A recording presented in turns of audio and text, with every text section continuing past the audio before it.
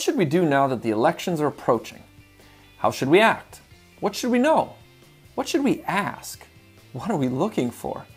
And finally, knowing what we know and don't know, how should we then vote? Whether we're talking about dog catcher, city or county council, state house, or national government, it seems to me that just like the Marines, we are looking for a few good men. Let's start with the word good.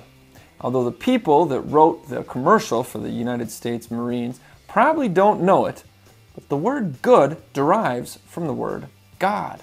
To be good is to be godly. A good man is one who appreciates and rehearses the attributes and the characteristics of God.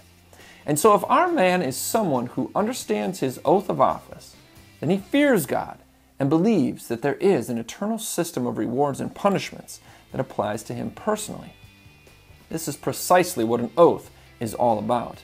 And I think we can assume that if he does not see himself accountable to God for the truthfulness of his oath, then there's little hope that he will feel himself accountable to you or me once he's been elected. But he needs to show us more than just fear of the eternal. He also must demonstrate that he understands the biblical limitations of civil government, as well as the limitations placed on him by the state constitution and the Constitution of these United States. Unhappily, few, if any, of the candidates who come to you asking for your vote and your money have even taken the time to read either of these documents that they're promising you before Almighty God that they will uphold. Moreover, our candidate must not only show us that he knows what is required of him, but he must also demonstrate that he will act on that which he knows. It won't do us any good electing someone who knows what to do, but won't do it. Whether out of fear of man or desire to be re-elected or whatever, this would be a vain thing indeed.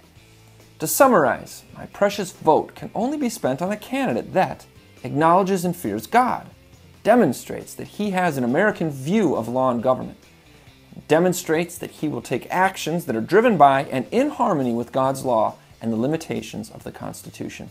I firmly believe that if I cast my vote for someone who doesn't meet these requirements, then I will stand before God and be judged for my failure to obey him. To vote for someone who does not meet these criteria is to do a vain thing before God and man. The chaos and incompetence and corruption of our civil government in all three branches is a result of our failure to choose wisely. When we choose the lesser of two evils, we continually get evil, and we certainly deserve it. After all, we chose it, didn't we? This is Jake MacAulay with the Institute on the Constitution, bringing you the American View.